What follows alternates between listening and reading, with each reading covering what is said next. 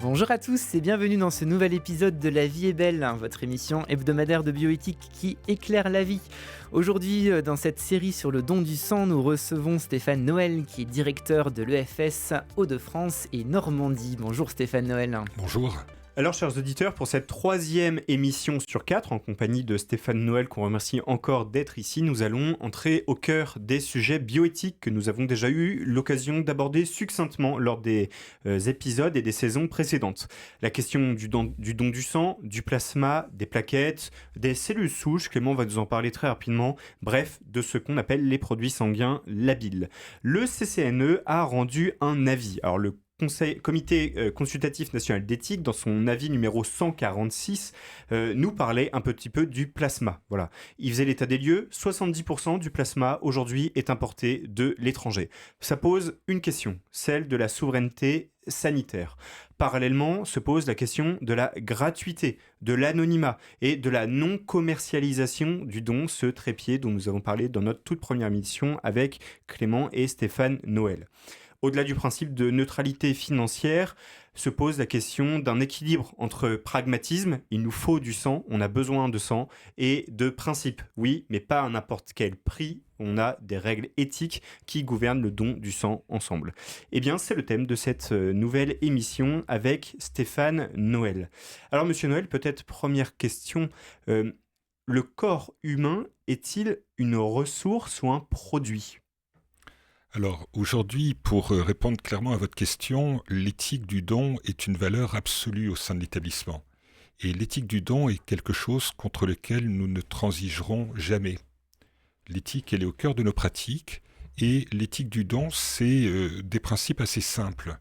Le premier, c'est le volontariat. Le donneur qui donne son sang doit être volontaire pour le faire. Il ne doit y avoir aucune stimulation quelconque autre que l'envie de donner pour faire plaisir à quelqu'un ou plus exactement pour aider à soigner quelqu'un. La deuxième valeur importante, c'est l'anonymat. Quand on donne son sang, quand on donne son plasma, on ne sait pas pour qui on donne. Et cette rupture d'information entre le donneur et le patient est quelque chose qui est tout à fait essentiel et personne ne peut reconstituer le lien, mis à part l'établissement, dans des contextes très très particuliers, dès lors qu'il y aurait une enquête à faire en raison d'une réaction, d'une pathologie qui arrive chez un patient. Donc c'est de la traçabilité. C'est de la traçabilité. Et puis, le dernier élément tout à fait essentiel, donner son sang, eh bien c'est quelque chose qui est totalement gracieux, qui n'est pas rémunéré. Et donc, ça permet de répondre à votre question. Donner son sang est un acte gratuit et en aucun cas, nous n'envisageons une quelconque contrepartie à cet acte de générosité. Alors ça, c'est le cadre français, donc ce triptyque, c'est le cadre français. Pourtant, on utilise du sang qui ne dépend pas du même cadre éthique. Par exemple, on importe du sang venu des États-Unis. Là, typiquement, la partie gratuité n'est pas assurée. Certains dons sont soumis à rémunération outre-Atlantique. Comment est-ce que nous, on peut accepter ça ? Est-ce que c'est pas un petit peu de la marchandisation déguisée ? En fait, ici, on fait les choses bien, mais bon, on prend du sang qui est donné dans des cadres moins éthiques à l'étranger. Alors, on va reposer les choses de manière précise. Nous n'importons pas de produits sanguins labiles en France. La générosité des donneurs nous permet de satisfaire entièrement aux besoins des patients qui ont besoin de concentrés de globules rouges, de plaquettes ou de plasma thérapeutique dans les hôpitaux. Et l'EFS est en charge de cette mission et je vous assure que nous couvrons de manière absolue la fourniture en produits sanguins dans les hôpitaux et tout ça grâce à la générosité des donneurs que je tiens vraiment à remercier une nouvelle fois et à inviter les personnes qui nous écoutent aujourd'hui à donner, à redonner pour nous permettre de satisfaire à cette mission. Donc en tant que directeur de l'EFS, vous dites on est autonome sur ce plan-là. Sur ce plan-là. Très bien. Il y a un deuxième pan qui est tout à fait important, ce sont les médicaments dérivés du sang. Ces médicaments dérivés du sang, ce sont des médicaments qui sont produits à partir de plasma. Et aujourd'hui, la demande en médicaments dérivés du sang en France, mais plus généralement en Europe, est telle que nous ne produisons pas suffisamment de plasma pour satisfaire aux besoins des patients, à la fois européens, mais en ce qui nous concerne, des patients français. Et effectivement, dans les médicaments qui sont consommés aujourd'hui en France, il y a à peu près 60-70% de ces médicaments qui sont produits à partir de plasma issus de collecte réalisée aux USA et donc dans un contexte qui ne respecte pas les règles d'éthique qui sont les nôtres. La bonne nouvelle quand même dans tout ça, c'est que le gouvernement a pris la décision il y a quelques années de renforcer notre souveraineté sanitaire. Et pour renforcer cette souveraineté sanitaire, le gouvernement a acté un certain nombre de choses absolument essentielles. La première, ça a été de développer une nouvelle usine de production à Arras, puisque le laboratoire français du fractionnement et des biotechnologies, qui est l'acteur français qui réalise les médicaments dérivés du sang à partir du plasma que nous produisons, eh bien, a été soutenu par l'État pour construire cette usine qui va avoir des capacités de production qui vont être en augmentation tout à fait importante. Et à côté de ça, le gouvernement a décidé que pour renforcer cette souveraineté sanitaire, eh bien, il était nécessaire que l'EFS puisse voir sa capacité de production de plasma croître. Et pour voir cette capacité de production de plasma croître, eh bien, nous sommes soutenus aujourd'hui pour nous permettre de développer de nouvelles maisons du don, pour investir dans des équipements nécessaires au prélèvement de ce plasma. Donc oui, aujourd'hui, il y a une quantité importante de médicaments dérivés du sang qui proviennent d'outre-Atlantique ou de plasma prélevé outre-Atlantique. Mais la bonne nouvelle, c'est que nous nous armons pour répondre à ces besoins en France. Et comment est-ce qu'on s'assure que les donneurs sont correctement informés des usages qui sont parfois complexes de leurs dons? Comment est-ce que vous communiquez sur ces choses-là? Alors la question de la communication, elle est importante et c'est un axe aujourd'hui sur lequel nous travaillons de plus en plus. Parce que nous sommes rendus compte effectivement que le donneur souhaite comprendre à quoi son don va servir. Et donc, par exemple, si vous téléchargez notre application, vous verrez qu'après un don de sang, vous dit vous avez sauvé 3 vies de plus. Et si vous prenez votre application et que vous avez créé votre compte donneur, eh bien, vous voyez le nombre de vies sauvées grâce à votre don de sang total. Parallèlement à ça, nous avons une communication de plus en plus importante sur les réseaux sociaux, sur notre site internet qui est très bien fait. Si vous voulez comprendre à quoi sert le don de plasma, eh bien vous allez retrouver à quoi il sert, comment nous l'utilisons. Ça peut être directement dans les hôpitaux pour prendre par exemple en charge des hémorragies graves, mais ça peut être aussi pour produire des médicaments dérivés du sang. Et on vous explique par exemple que et on a des témoignages de patients, ce qui permet vraiment de toucher du doigt à quoi sert le don de plasma, et parfois même de se rendre compte que soigner des patients, eh bien, ça suppose parfois que beaucoup de donneurs se mobilisent à nos côtés. Il y a des patients pour lesquels une prise en charge annuelle exige qu'on ait 300 à 500 donneurs qui se mobilisent pour permettre de prendre en charge un seul patient. Merci beaucoup Stéphane Noël de nous rejoindre, vous qui êtes directeur de l'EFS Hauts-de-France et Normandie. On a parlé du don du sang, le don de sang pur, on a beaucoup parlé du don de plasma, il y a également la question du don des cellules souches. Pourquoi est-ce que c'est également un produit qui est essentiel et assez demandé, les cellules souches? Alors les cellules souches, c'est extrêmement spécifique comme type de prélèvement. Nous ne le réalisons que dans très peu de lieux et dans nos centres de santé. L'un se trouve dans la grande région que je dirige à Bois-Guillaume, à côté de Rouen, et l'autre se trouve à Lille, dans notre maison du don, à côté de la gare Lille-Flandre. Et ça va concerner soit des patients qui vont entrer dans des processus de prise en charge de certains cancers. On va prélever certaines cellules du sang pour permettre une greffe dans le contexte de la prise en charge de ces patients. Et puis, ça va aussi pouvoir concerner les donneurs volontaires de moelle osseuse. Ce don-là est un don absolument exceptionnel. Vous inscrivez sur un registre, vous pouvez passer par nos équipes ou directement aller sur le site de l'Agence de biomédecine.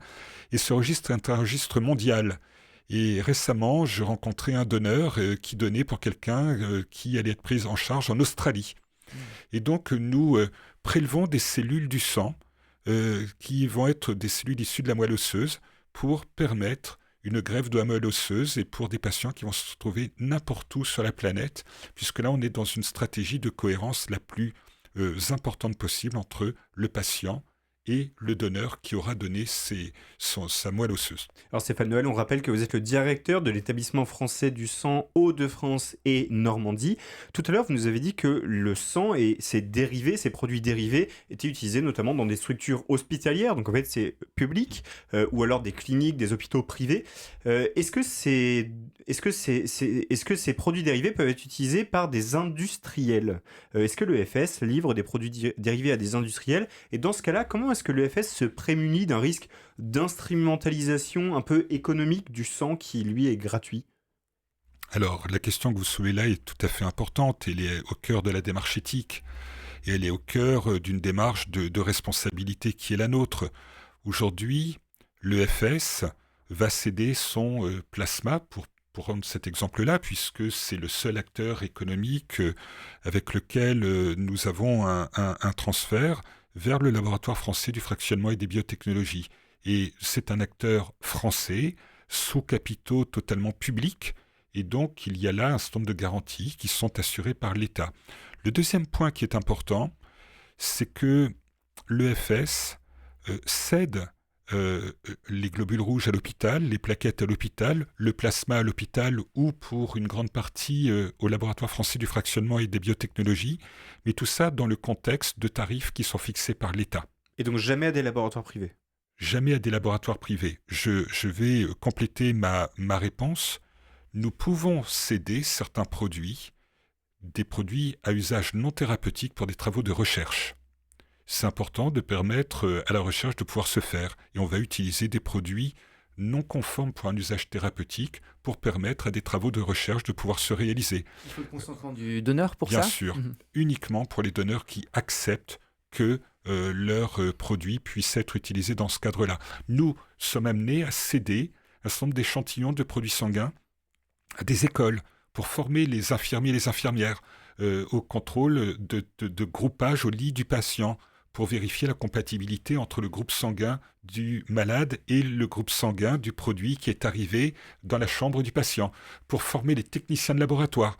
Donc nous avons une activité qui permet d'accompagner un certain nombre d'acteurs pour permettre de développer aussi des réactifs, pour pouvoir faire les analyses d'immunohématologie qui sont les analyses de groupage sanguin, il faut développer des réactifs. Et donc nous faisons en sorte d'utiliser des produits qui malheureusement ne peuvent pas être utilisés dans la filière thérapeutique. Et ce qui est important, c'est que finalement, par ricochet des produits qui ne peuvent pas aller dans la filière thérapeutique parce qu'on a trouvé une non-conformité quelconque, eh bien, on leur permet d'avoir un usage thérapeutique par ricochet, parce que si vous n'avez pas ces réactifs, eh bien, vous ne pouvez pas faire les analyses d'immunohématologie.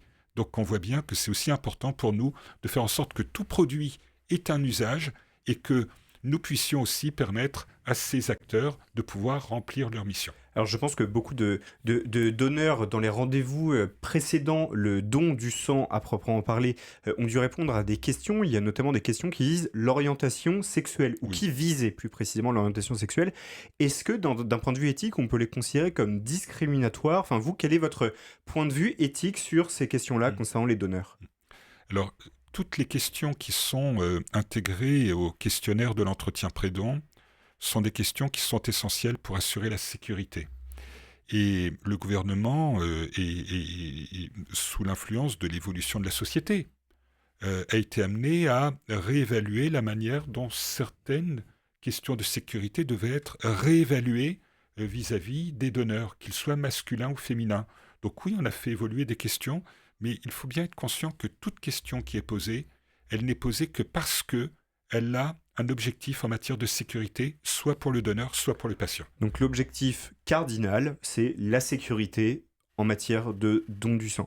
Si jamais il y avait un incident qui venait à se produire, est-ce que les centres ont des process de transparence à suivre? Comment est-ce que ça se passe? Est-ce que le sang est bien traçable? On en parlait tout à l'heure. En tout cas, comment la sécurité est organisée si jamais il y a un incident?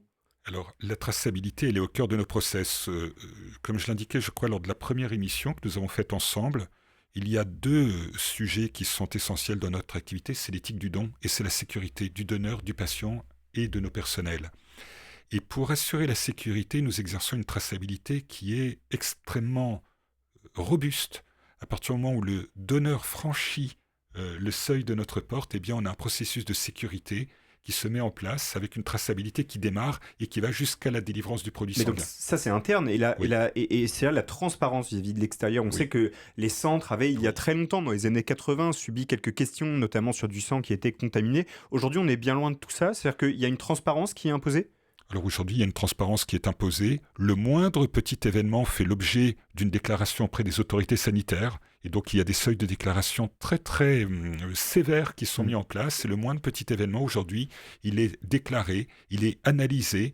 Il fait l'objet de reporting ad hoc auprès des autorités sanitaires. Et puis surtout, il y a également des interfaces avec les hôpitaux qui nous permettent de les gérer de manière la plus efficace possible. Donc on est quelque part à des années-lumière de ce qui a pu se passer lors d'années un petit peu difficiles. Je pense que c'est au sein de notre pays. Et c'est le sentiment de tous les donneurs. C'est vrai qu'on se sent plutôt, même très en sécurité quand on donne à l'EFS. Et c'était très bien de le rappeler. Merci beaucoup Stéphane Noël. La vie est belle. RCF Hauts-de-France. Stéphane Noël, grâce à vous, on a pu comprendre un peu comment concilier les progrès scientifiques mais aussi sociétaux avec le respect de la valeur symbolique du don. Merci pour ces échanges. On sera heureux de vous retrouver la semaine prochaine pour une dernière émission où on parlera de l'avenir du don de sang en France. À la semaine prochaine. À la semaine prochaine.